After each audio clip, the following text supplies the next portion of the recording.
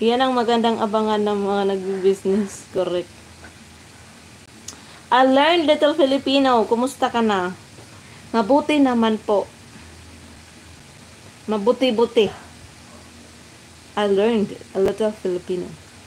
And who are you? Marshall. But I think I knew you. I know you. Taro. Maambo na rito, papalakas na siya. Good, maganda yan para malamig.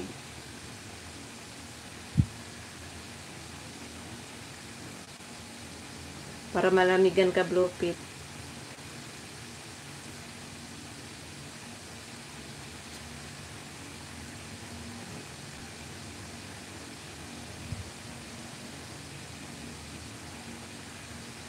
Shout out everybody.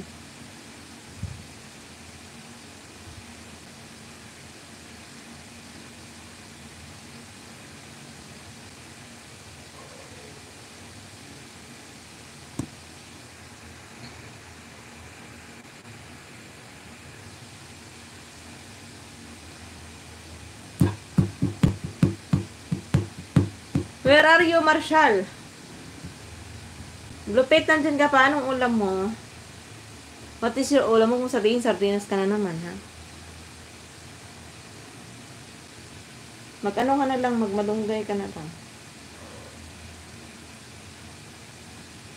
Maglauoy ka na lang.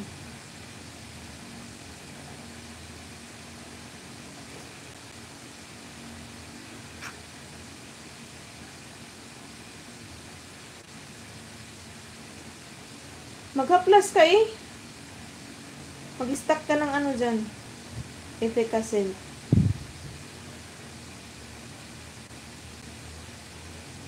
Unahan mo na agad. Haplasan mo na agad. Ganyan yung tatay ko basta anong maulan. Malamig na lalamigan. Haplasan mo na agad.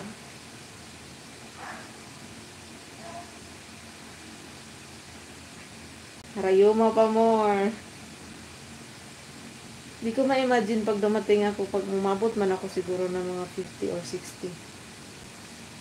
Bakit pag feeling mo ba hindi ka abot?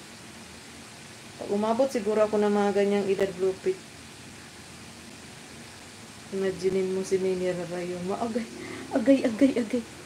Malamang walang may pakain kay Monica. Alam mo ba, yung mga inkan na yan, malakas din yan siya sa mga bawal sa atin. Ngayon, alam ko na. Mga nakaraan, malakas kami sa Pansit Canton. Pero kahapon, nagpansit Canton din ako. Pero dinamihan ko na ng tubig. Pang matanda ang amoy. Hehe. Siguro. Pag umabot man ako ng ganyang edad, siguro tatamarin na ako nung maglinis ng katawan. Hindi nang maliligo.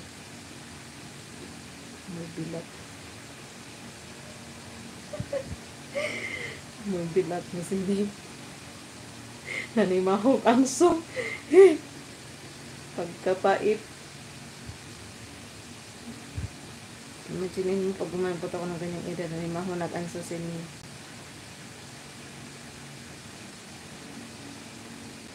Alam mo pala eh.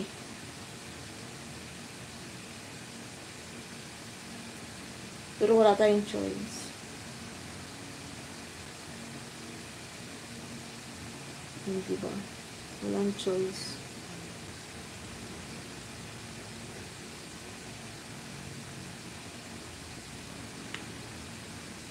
Mag-asin-asin. Eh, yung tatay ko, pag yung ulam nila, puro sardinas, noodles. Tapos pagtatawag ako doon, puro reklamo sa akin. Masakit yung likod, masakit yung tukod.